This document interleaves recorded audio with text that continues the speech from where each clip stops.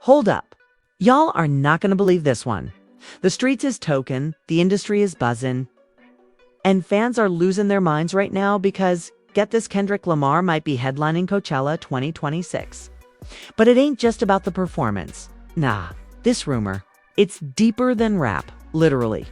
Word on the block is, this move could shake the entire foundation of hip-hop culture, split fan bases, and even reignite some of the coldest beefs that were thought to be buried. Sources close to TDE say the decision wasn't unanimous and there's whispers of backdoor deals, secret phone calls with Coachella execs, and a major falling out between Kendrick and a longtime collaborator. Oh, and did we mention Drake's name just got dragged into this too? Yeah, it's getting messy. From potential betrayal inside Kendrick's own camp, too, rumored accusations that this performance is just a PR stunt to cover up some unfinished business with another West Coast OG. Trust me, this story's got more twists than a daytime soap opera, so buckle up, because if the rumors are true, this ain't just another Coachella performance. It's the one that could flip the hip-hop world. It's upside down. Let's get into it. It all started with a single post. One cryptic photo, no caption, just Kendrick Lamar in the desert, hoodie up, staring into the sunset, palm trees in the distance. Fans went wild. The comments exploded in minutes. Coachella, he's back. Is this the return we've been waiting for? Nobody knew for sure, but the speculation caught fire fast. You could almost feel the internet holding its breath. Then, out of nowhere, an alleged leak dropped on Twitter, somebody claiming to be an intern at Golden Voice, the company behind Coachella, said Kendrick was in final talks to headline the Sunday slot in 2026. And not just that, he would be doing a full set themed around the Mr. Morale and Good Kid, M.A.D City eras merged into one long story arc. Fans were calling it the Kendrick multiverse. Fake, maybe, but it sounded so genius. People wanted to believe it. But here's where the drama starts. Sources close to Kendrick's camp specifically. Some Teed affiliates started moving real weird on social media. Subtle unfollows, shady likes. A couple watch who you trust tweets. One person in particular, a longtime engineer who worked on Dem, dropped a spicy Instagram story. All it said was, "Ain't nothing real about that performance if it ain't with family." People instantly clocked it as a shot at Kendrick doing the show without Teed fully behind it, and boom, just like that. Fans started asking, is this performance going to cause a split in Kendrick's inner circle? Is this another quiet break from TDE? Remember, Kendrick already shook the industry when he launched PG Long with Dave Free, distancing himself from Teed after years of being their crown jewel. The Coachella rumors only added fuel to the fire that this move wasn't just a performance, it was a power play. One insider even claimed Kendrick's not just headlining. He's making a statement, a big one. But here's the twist, some say this wasn't even Kendrick's idea. Rumor has it that one of Coachella's senior directors made a personal visit to Kendrick in Ghana earlier this year. That's right. Not a Zoom call, not an agent meeting, a personal visit. Why? Because Coachella's been under pressure to reclaim its relevance. Last year's festival got dragged for being too pop, too commercial. They needed someone with raw cultural weight. And who better than Kendrick Lamar, the poet, the prophet, the recluse? But Kendrick ain't no puppet. Insiders say he agreed under one condition: full creative control. And that's when the real problems started. Word is, Teed wasn't even informed until the deal was almost done. Punch, the label president, allegedly found out from a third party. And when he confronted Kendrick, the conversation did not go smoothly. Someone who overheard the call said emotions ran high, voices were raised. And one sentence stood out. Kendrick reportedly said, "This one's for me, not y'all." And with that, the silence between them began. As soon as that leak hit the blogs, other artists started reacting too. Schoolboy Q, who's always been loyal to Teed but close to Kendrick, tweeted a single word: loyalty. No context. No follow-up. Fans took it as a sign that things behind the scenes were more fractured than ever. But it wasn't just the Teed crew feeling. Uneasy. Word got back to Drake's team. And let's just say, the timing couldn't have been worse. With Kendrick and Drake still recovering from one of the most intense lyrical battles in recent rap history. Rumors of a major stage moment had fans wondering, is Kendrick using Coachella to throw another jab? People close to OVO claim Drake's team was blindsided by the news. If he does Coachella, and Drake's not even invited, it's war again, one source allegedly said. And with Kanye out the picture for now, the stage is wide open for Kendrick to dominate. Some even suggested Drake might try to crash the set somehow, or at least respond musically around the same time to reclaim some of the spotlight. But let's not forget another layer to this chaos. Family. Kendrick's Kungle, quotes S cousin, Baby Keem, has been unusually quiet. Number posts, no tweets, no mentions of Kendrick in over a month. Normally, these two are tight. Keem even called Kendrick his big bro and guiding light. But lately, silence. Fans are now speculating there's been a rift, especially after Keem posted a video snippet in the studio with, wait for it, Travis Scott. Yes, Travis, the same Travis Scott who some claim, was also being considered for Coachella's Sunday headliner. Before Kendrick swooped in, one theory circulating in fan circles is that Keem might feel like he's being left behind, like Kendrick's chasing legacy, while the younger generation is being ignored. Some say Keem wanted to co-headline or at least be a surprise guest, but Kendrick allegedly turned it down. A bold move, if true. And the streets. They're divided. Half of hip-hop Twitter is celebrating this rumored return. This gon' be bigger than Beyonce's homecoming, one fan wrote. Others aren't so sure. This ain't the Kendrick I used to know, someone else said. He used to ride with his people. Now he moving like a brand. Behind the scenes, some say tensions are boiling. A close associate of Dave Frico, founder of PH Clonk, posted a cryptic message. You can't take everyone with you when you elevate. Fans took it as a shot at TDE. Maybe even KEEM. But despite the chaos, Kendrick has remained silent. No confirmation. No denial. Just that same desert photo, now with over 8 million likes. And then, things took an unexpected turn on the night of the supposed leak. A fan page posted a video of what looked like Kendrick at an LA rehearsal space. Blurry footage, but the voice sounded just like him. The kicker, the song he was rapping wasn't released. Brand new bars. And one line stood out. Sunsets fade, but legends don't fold. I chose truth over gold. Now the family cold. Mic drop. Fans froze. Was that a shot at TDE? Was that confirmation? Or just lyrics? And that's where it gets crazier. Because just hours after that clip surfaced, the rehearsal space was suddenly shut down. Security tightened. And then reports came in that Kendrick flew back to Ghana alone. As of this unfolding story ends. The stage is set for major drama. The camp is divided, the fans are unsure, and the industry is holding its breath. But what's next? But what's next? Because if what happens next is true, we're not just looking at a Coachella set, we're looking at the biggest artistic rebellion hip-hop has seen in years. What happened next, though, nobody could have predicted. Less than 24 hours after Kendrick's flight to Ghana was confirmed, a new player entered the conversation, and this wasn't just anybody. This was Anthony Top Dog Tafith himself, the founder of Teed, a man who rarely speaks online, a man known for moving in silence, but this time he posted one single black and white photo of a torn contract, captioned, "When they forget who made M." It didn't take a genius to read between the lines. Fans went into full detective mode.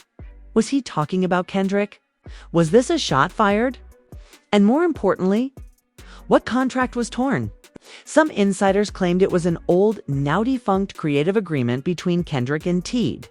Others suggested it might have been something more recent, like an agreement about P. Geelong artists still appearing under the TDE umbrella for certain events. Regardless, the damage was done. Fans were in disbelief. Damn, this feels personal now, one tweeted. This ain't just business beef. This is family falling apart in real time. But then, in the middle of all this online chaos, came the leak. An anonymous file dropped in several Discord servers titled KDOT 226_dream setlist.wav. At first, most thought it was fake. But after a few music producers analyzed the audio, they started saying the vocals were undeniably Kendrick's. And that's when the internet broke. The leaked audio seemed to be a rehearsal Kendrick spitting an unreleased verse over a cinematic orchestral beat. The verse felt like a war cry. He rapped about legacies, broken bonds, contracts written in blood, and not waiting for permission to speak his truth. One line in particular left people speechless. "I was raised by wolves. Then they blamed me for how I howl." Fans took that as a direct shot at Top Dawg and the Teed camp. Within hours, #HOWLIHowl started trending on Twitter. The fandom had turned the lyric into a symbol of rebellion, of Kendrick reclaiming his power. But things were far from over. While Kendrick was still in Ghana, reportedly working on visuals for Coachella, things back home were spiraling. A private meeting allegedly took place between Top Dawg, Punch, Schoolboy Q, Absol, and J-Rock. The purpose? To decide whether Teed would publicly denounce Kendrick's rumored headliner slot? Yes, you heard that right. The label that once crowned Kendrick their chosen one was now considering pulling a full-on public distancing. An anonymous source at the meeting leaked some info to a blog, claiming Schoolboy Q tried to calm the room down, saying, "We came up together. Don't turn this into war." But reportedly, Absol wasn't having it. He allegedly slammed his fist on the table and said, "He left us without even saying goodbye. Let the fans know." It's said the room went dead silent after that, and just when you thought it couldn't get more intense. Enter SSEA. The First Lady of Teed and a close friend of both Kendrick and the label broke her silence during an Instagram live. She didn't say names, but her words were heavy. "Sometimes the people you love evolve in ways you didn't expect," she said, her voice shaky. "Doesn't mean they're the enemy. Just means you gotta learn to love them from afar." The comments exploded. Is she talking about Kendrick? Sha caught in the middle. The whole Teed fam crumbling. Emotions ran high. The family was left divided, and that's when baby Keem finally spoke. After weeks of silence, Keem tweeted something cryptic but powerful. "Loyalty ain't silence. It's honesty." Some saw it as him siding with Kendrick. Others thought it was a subtle clapback. But then came the real shocker. Keem unfollowed the official Teed account on Instagram. That was it. The internet lost it. Blogs picked it up instantly. Headlines like, "Baby Keem draws the line. No more TDE ties." And Kendrick's protege chooses sides in label war dominated the timeline. And then, the biggest twist so far. On a quiet Tuesday morning, Coachella dropped an unannounced teaser trailer on their official YouTube. It was only 45 seconds. Black screen, glitchy audio, dessert visuals, and then 5 haunting words appeared in all lowercase. "He's not who you remember." No names. No confirmation. But the voice at the end, unmistakably Kendrick's, whispering, "See you in April." That was it.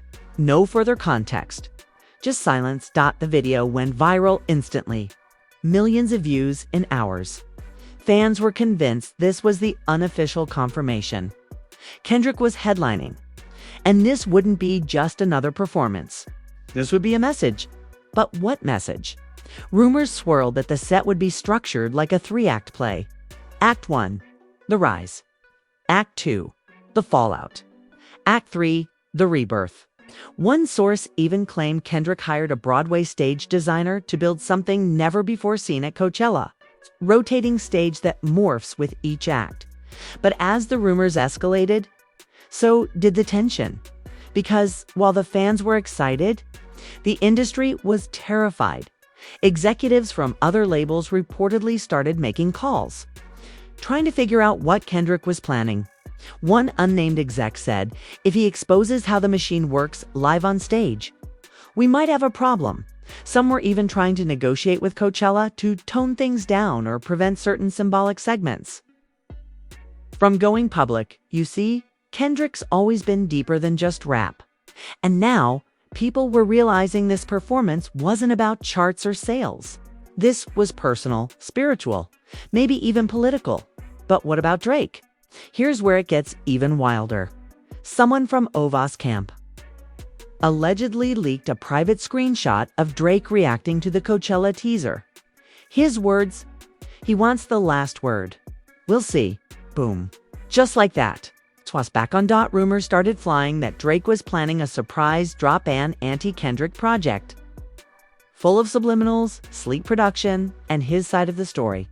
Sources said he was in the studio every night with 40 and part Nexter, cooking up something sharp, emotional, and unfiltered. The battle that seemed over just months ago, it might be reigniting on the world's biggest stage. Meanwhile, back in Ghana, Kendrick was spotted shooting what looked like a short film. Children running through dusty streets, murals of fallen legends, a man walking barefoot through a desert in silence. Some locals claim they heard Kendrick narrating lines about truth being buried under contracts. Whatever this film was, it looked like it was part of his Coachella set. And it wasn't just performance art. It was storytelling, rebellion, legacy in motion. And guess who just landed in Ghana to join the shoot? None other than Janelle Monáe. Now, that was unexpected. But insiders say Janelle and Kendrick have been planning a secret visual collaboration for over a year, something genre-breaking and deeply emotional. If true, she might appear live with him on stage, shifting the performance from just a music set into a full-blown theatrical experience. As the industry watched from afar, tensions only grew. Some are calling it the most anticipated and most controversial performance of the decade. But as part 2 comes to a close, one thing is becoming painfully clear. This Coachella performance might not just divide labels, friendships, and fan bases, it might change the direction of hip-hop itself. Days passed, and the silence from Kendrick's camp was louder than any diss track ever released. While the rest of the industry was scrambling to decode his moves, Kendrick remained invisible. No tweets, no interviews, no appearances. Only grainy footage from Ghana surfacing online footage that only raised more questions. But then, a fan uploaded a clip that shook the internet.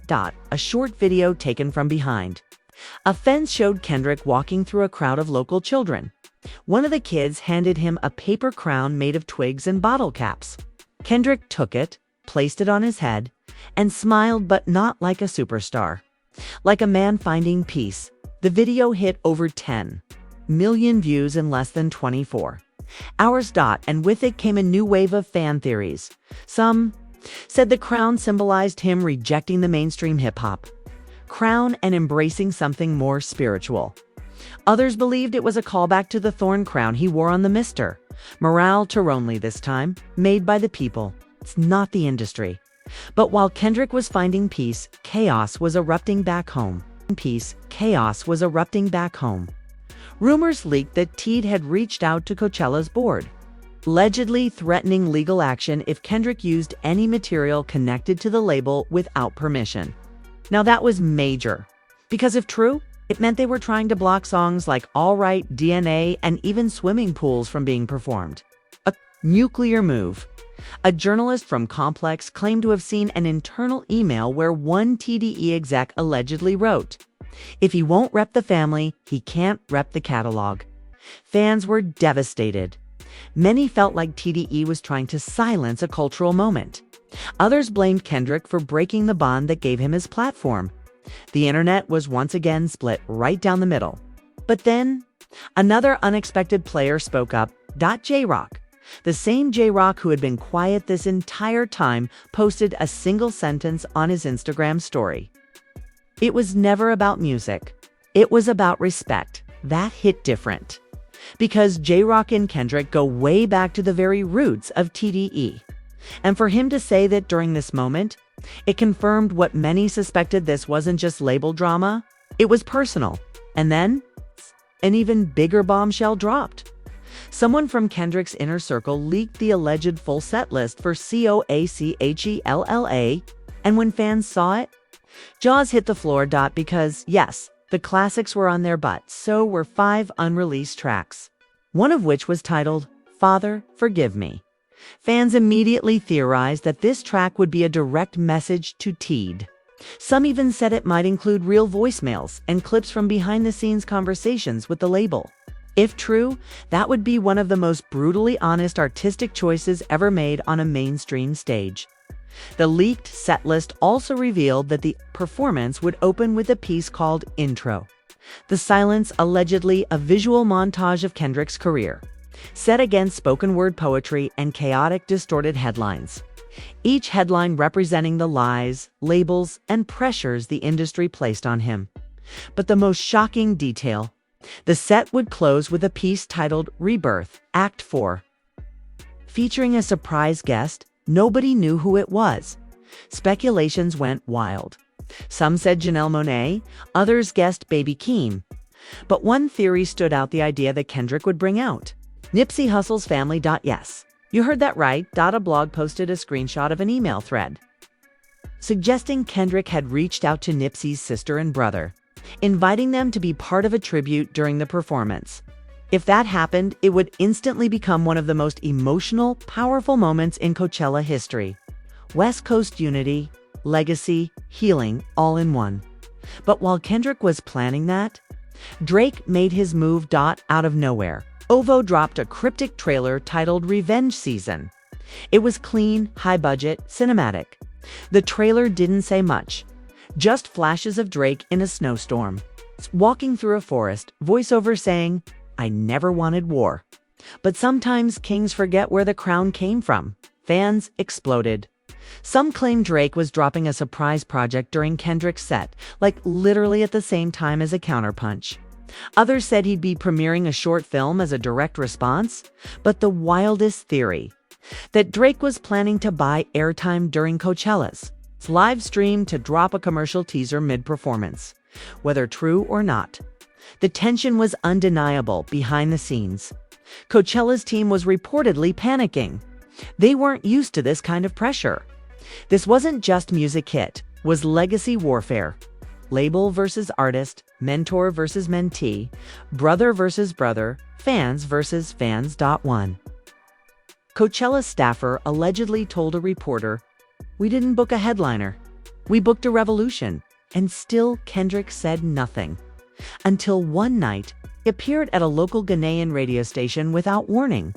No entourage. No cameras. Just him and a microphone. The host was shocked but welcomed him in. And then Kendrick spoke. Sometimes the truth comes dressed in silence. Sometimes silence is louder than a scream. But this time, I'm ready to scream. He didn't mention names. But he didn't need to. Every word was a bullet coated in poetry. They gave me a stage, but I built a temple. They gave me a mic, but I found a mirror. And when I looked in that mirror, I didn't see contracts. I saw a child from Compton trying to speak without fear. The clip went viral in minutes. Fans cried. Critics praised it as one of the most chilling pre-performance interviews in modern music. History, artists from across the world began posting their support. Erykah Badu tweeted, "This man is about to change everything." And yet, the pressure only grew. Rumors began to swirl that Kendrick's performance would include a shocking visual metaphor, symbolic funeral for the Kendrick Lamar the industry tried to mold. A full-blown burial scene, complete with a wooden casket, flames, and dancers representing different eras of his career. Some thought it was genius. Others thought it was too much. But nobody could deny it was going to be unforgettable. Meanwhile, a new leak emerged. This time from PG Lang itself, an internal document titled The Reckoning Stage Breakdown allegedly outlined 3 dramatic moments during Kendrick's set. The most jaw-dropping of them all, a live reading of an open letter to TDE, written by Kendrick, read by a child actor dressed in a Compton school uniform, standing alone under a spotlight. That idea sent shivers down fans' spines. Because if that really happens, Kendrick won't just be performing. He'll be telling a story so raw, so emotional, so deeply rooted in pain, growth, and betrayal that hip-hop might never look the same again. And now, as we near the final act of this drama, the stakes are at their highest dot. Labels are nervous. Artists are divided. The streets are watching. And Kendrick, he's building a moment that could either become a masterpiece or the most controversial move of his entire career as the sun began to rise over the Coachella Valley. Rumors turned into reality. The desert was buzzing with energy. Thousands were already pouring in early, not for the headliners of the day, but to claim a front-row view of what was now being called Kendrick Lamar's reckoning. The festival had never seen this kind of build-up. Not for Beyoncé, not for Eminem, not even for Kanye. This wasn't just about a show anymore. This was spiritual warfare. Art as retaliation. Poetry as protest. NDA. Without warning, the set times changed. Coachella's official app updated suddenly. Kendrick's name now read, Kendrick Lamar presents Mirror World: A Live Journey. Mirror World: A Live Journey. Fans lost it. People started running across the grounds, abandoning other stages. Influencers cut their live streams. Even some artists were spotted leaving their green rooms to catch the set. Something was coming. Something no one was ready for. Backstage, there were whispers of extreme security. No phones, no press. Only one camera crew allowed, and they were hired personally by PG Lung. The production was reportedly costing over $10 million. Kendrick was paying for half out of pocket, and then, at exactly 9:59 p.m., the lights dropped. The crowd screamed, and for a full 60 seconds, there was nothing but static on the giant screens. People thought it was a glitch, until a child's voice echoed through the silence. They said I was chosen. They said I was free. But they forgot to tell me what freedom costs. And with that, the screen lit up. A single spotlight hit the stage. Standing in the center was a young boy around 10 years old wearing a Compton uniform shirt. Holding a piece of paper, the rumored letter, he began to read. Dear Top, dear fam, dear past. I loved you. I still do. But I couldn't stay quiet just to keep you comfortable. You told me to speak for the voiceless, so why be mad when the voice grew louder than expected? The crowd was frozen. No one cheered. No one moved. The boy continued reading for 2 more minutes, his small voice trembling but powerful. It was a message of heartbreak, love, betrayal, and rebirth. Kendrick's entire emotional journey filtered through the innocence of a child. And just as the boy finished, the stage exploded in sound and fire. Kendrick rose from the center of the platform, wearing all white barefoot, standing still like a statue as the beat for Untitled 07 began to build in the background. And just like that, it began. But this wasn't a concert, it was theater. Act 1 was the rise.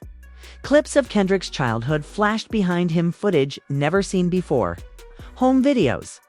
Him writing in notebooks, his father talking about keeping your name clean, and all while Kendrick rapped verses that felt like they were pulled from deep within his soul, raw.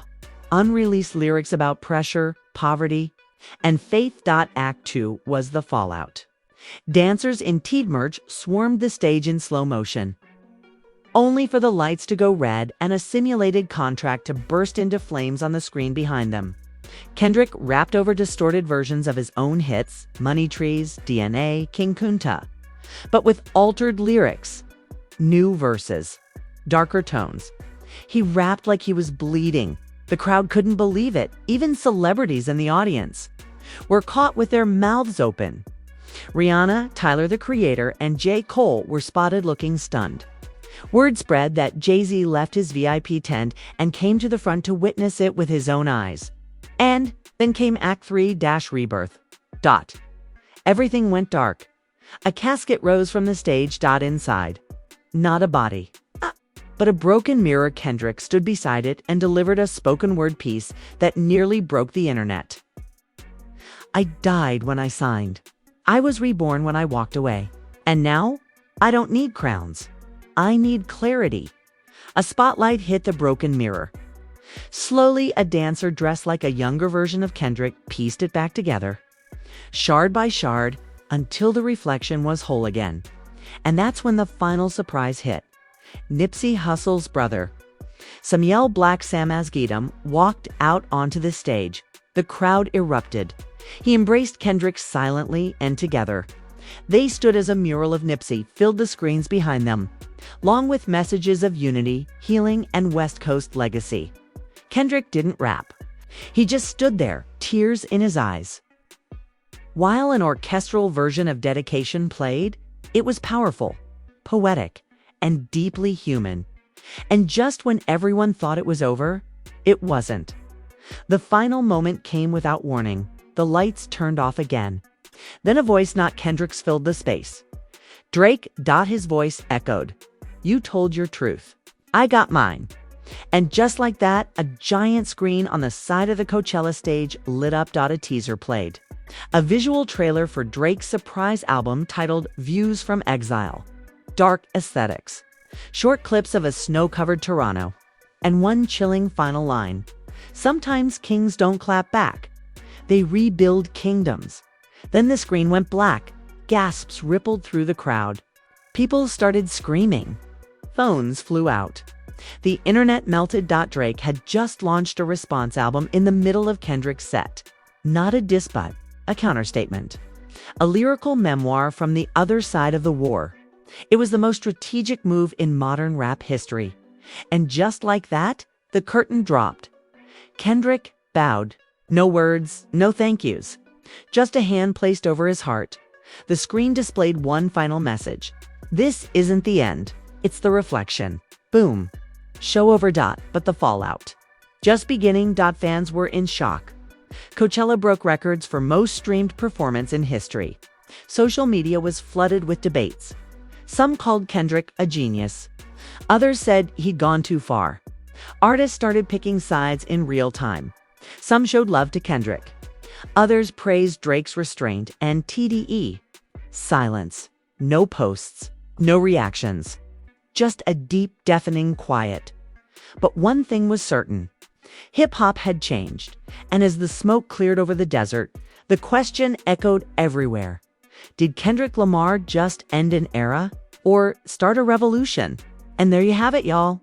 What started as a rumor turned into the most iconic, soul-shaking,